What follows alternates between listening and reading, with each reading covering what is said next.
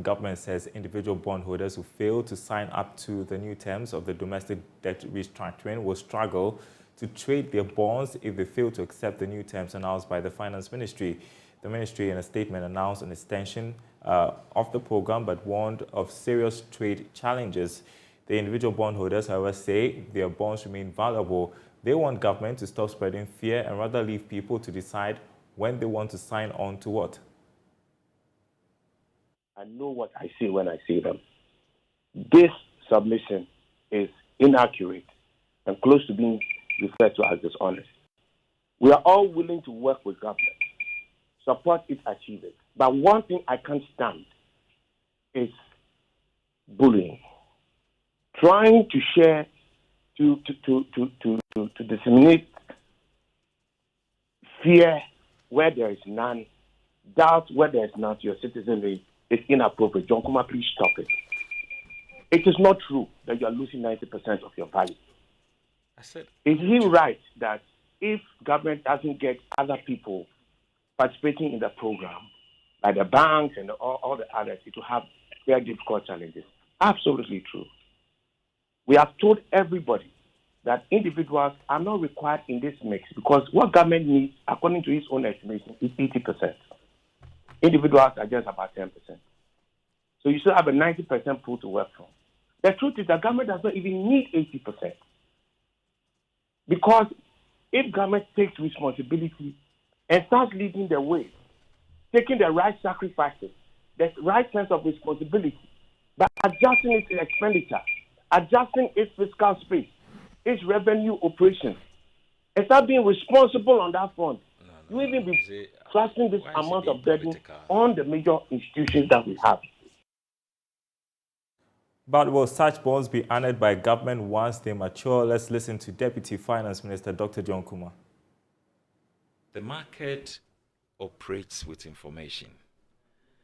And every investor who now has to decide whether to invest in the new bond market or the old bond market understands that there is high risk premium on the old market, on the old bonds. What creates the risk? Because government has announced inability to honor those bonds. But you said you will. Yes, we will when we are able to create that capacity with the new ones. Okay. So it's not guaranteed. Oh, it's guaranteed. Once we have promised, we have to deliver. But we are able to give. I'm coming. We are able to give that assurance because others are willing to come to the new market. But if everybody says we are staying in the old market, we can't honor it. But you say about 80 to 90%. You said you've already I'm saying by 90. our calculations. By our calculations, if you get all the banks, the corporate holders, and they exempt the corporate holders. No, the pension. Forgive me. They are not exempt.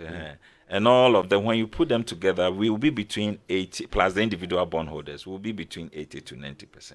And I'm saying that if we are able to have that done, then it creates capacity for us to take care of the few left, maybe the 10% left, to honor them. But it's because we have created capacity with a bigger group who sacrificed. And so we are encouraging everybody. Let's all be part of a system that lifts each other up. Well, Dr. Kuma believes the fortunes of the individual bondholders are better secured if they sign up. People need to talk to their finance experts to guide them because it will be back to the basic principle of demand and supply. Sure. And once you transition about 90% of your bond market to a new bond market, those left in that old bond market have less demand and it's going to affect the value of their bonds. And so it is in your own interest to be part of the new bigger market where there is liquidity and tradability. Otherwise, you are going to lose almost up to 90% of the value of your bonds if you decide to trade before maturity. How do you come at that 90%? Because it's market determination. And market determination affects everything. So that's why I'm saying that experts have sat down, looked at all these scenarios, and have advised that let's give option to individual bondholders so that tomorrow they don't come back blaming government that you should have told us that you are exempting us not to lose the value of our money, but you are exempting us to sit to maturity. So Mr. we Kuma, don't have any difficulty. Individuals can wait if they want to maturity, but we advise and encourage them. On Zoom to react to the latest developments, Sarah Mkawo, who is Senior Finance Lecturer at the University of Cape Coast. Great to speak with you this afternoon. So, first off, your thoughts on the new terms, government's decision to extend deadline for the DDE once again, and what this means for its aim to secure an IMF board approval for a program by first quarter of this year. All right. Thank you very much, Darren.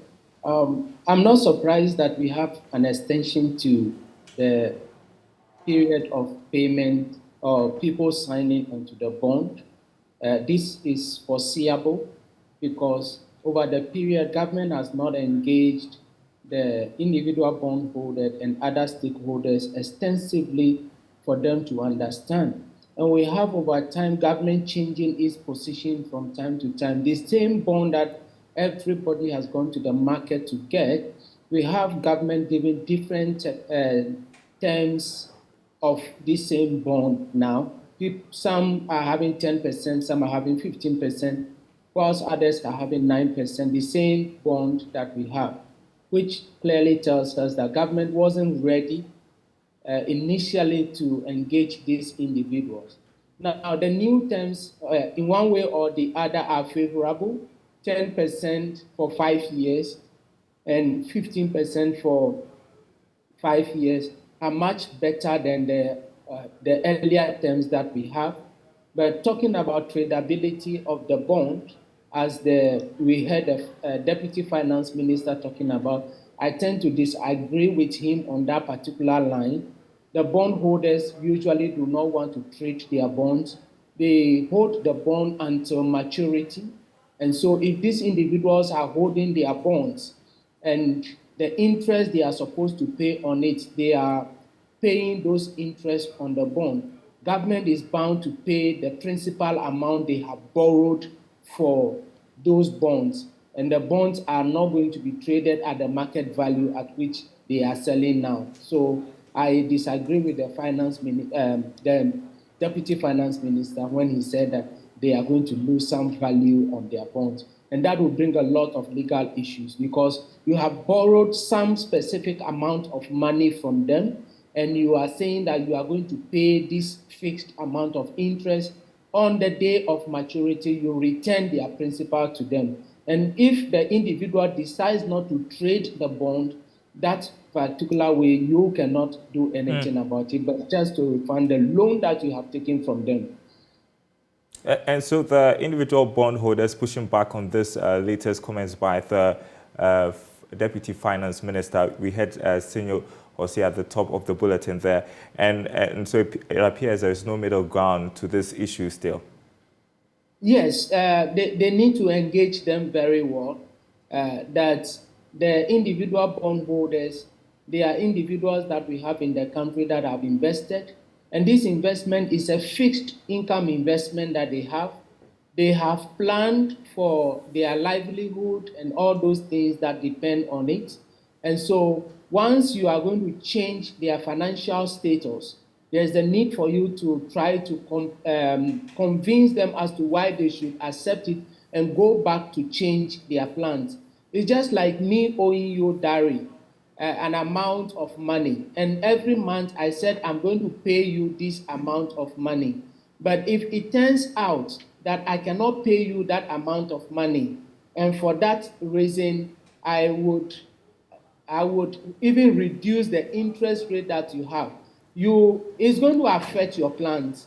And for that matter, I need to sit up with you as an individual and convince you as to why you should buy into my plans and change your financial status at the end of the period. And that is what government needs to do. But coming out with this kind of terms and conditions that the bond will not, is an old bond, it is not going to be tradable, you're trying to coerce them, force them to enter into an agreement that will be against their wish. And the individual bondholders are not novice in the market, and for that matter, they are also going to fight back on this particular issues that they are raising now. And so it is up to government to decide how the government needed the individual bondholders, or we need the individual bondholders in order to ensure that we get the relief that we are seeking from the IMF. And if we need these individuals, we need to tone down on our language to convince them as to how they should roll onto the bonds that we have. We've found a way of trying to categorize the bondholders into those who are going to pension, those who are not going into pension, and the rest. But let's speak to their leadership so that they can accept this particular one. Otherwise, we would not be able to get the deal from the IMF as we wished. Sarah Mkawo, thank you so much for your time. Senior Finance Lecturer at the University of Cape Coast.